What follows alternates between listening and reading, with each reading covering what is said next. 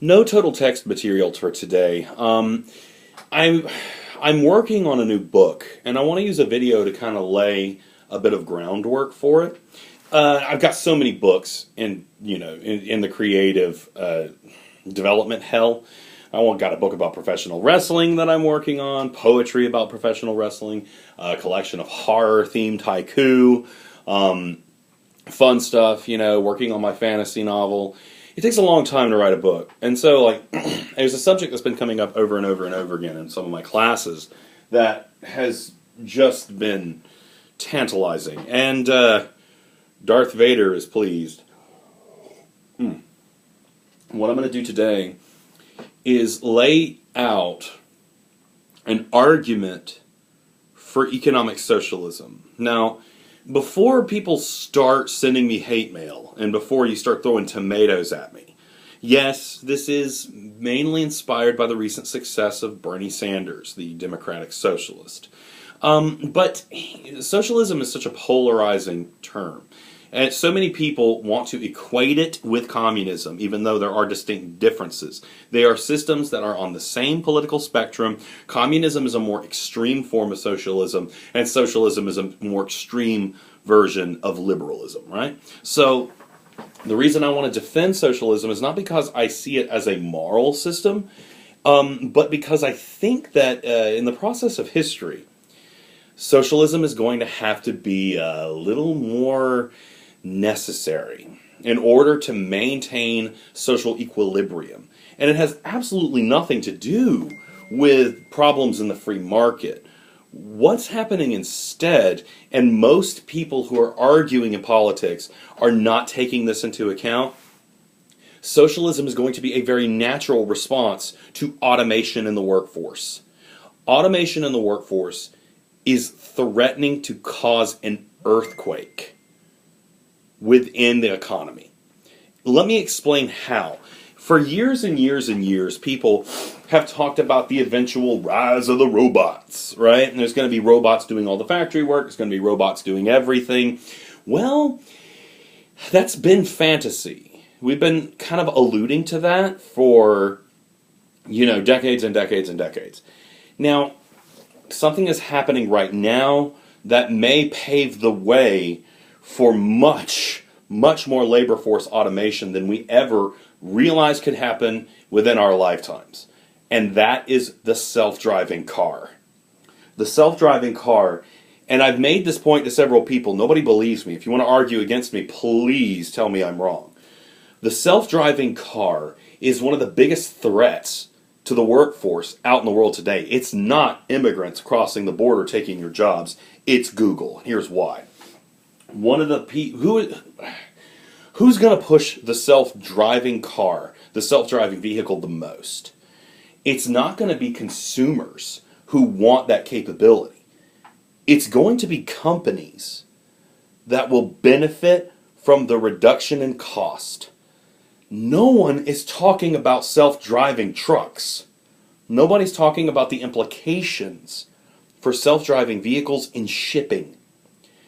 You've got a massive workforce in trucking that has been under siege for years and years and years. And you've got the potential for companies to just completely cut those workers out. Oh my God, somebody needs to be talking about this. Why is no one talking about this? Well, and this isn't even evil either. This is natural behavior for a company that's looking to save on its bottom line. Don't demonize them for this. Because, they're going to be able to make so much money just by removing people from payroll, not paying benefits, not paying insurance.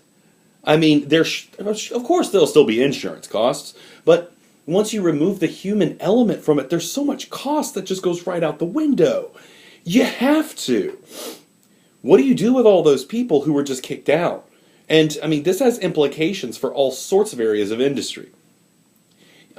Production, manufacturing, farming. Is it really that far off, the idea that fast food won't have to have people running it? It's really not. We're close.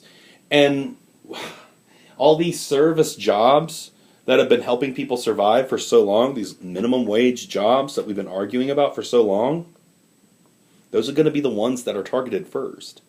So, and again, emphatically, I'm not blaming companies. I'm not saying they're evil for pushing this either. This is what companies are supposed to do. So, if they're going to make so much money at the elimination of so many people from the workforce, it makes sense to expand welfare. Because otherwise, if you just let people out in the streets and everybody's unemployed and you just cut that many people out of the workforce, you're going to have a disaster. It's going to be an absolute nightmare. And you got to have some type of support system there. Something like that, like what's going on in Finland, where you get a check just for being a citizen. And with the massive increase in profits that would be garnered from all these people who simply don't have to work anymore, have no job to go to, it might be easier than you think to do that. If most of the workforce is automated, if most of the food and the manufacturing and the production is being, managed by the artificial intelligence, supporting a massive segment of the population under I don't want to call it welfare, it's more like, an allowance based on citizenship, money just for being a human being in a world of robots, it actually starts to become more realistic. So that, and the funny thing here is that the socialism doesn't even necessarily have to exist at odds with the companies. The companies and the corporations that exist now, they need people to buy their products. They need people to be consumers of the things that they're making. So in this case, the socialistic tendency coincides with the free market needs of these massive conglomerations.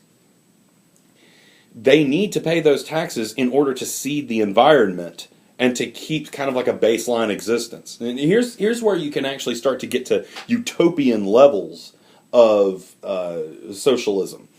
If most of the workforce is automated, we don't have to worry so much about production and cost because the robots are doing everything. You get a baseline income. What you do with your life at that point is up to you. If you want to sit on your couch all day and play Call of Duty, you can totally do that. But the thing is, you're under no obligation to be provided with a comfortable house. Your basic needs need to be met. Your children need to be taken care of. You need to be able to eat. Your health needs need to be addressed. What happens then? Hopefully, and this is where we start getting into a really crazy debate about human nature, hopefully people will seek to better themselves, to go out and participate in a free market that's above and beyond simple service jobs. Hopefully people will want to go to school, which might be free at this point. People will want to accomplish things and make something out of themselves. So that for people who can't do that, you've got your couch, and you've got your Call of Duty, and you've got mental health care to help you get over the depression that would 100% cause, right? So, of course, there's plenty of holes in this whole projection to the future. It's pretty pie in the sky. The thing is, the socialism that I support is not antagonistic towards the corporations that exist now. Instead, it's helping them to secure their existence and to fight off a potential revolution when these companies start laying off massive amounts of people because they're simply not needed anymore. Consider it. I'm trying to write the book. Let me know if you think it's realistic. Please, tell me where I'm wrong.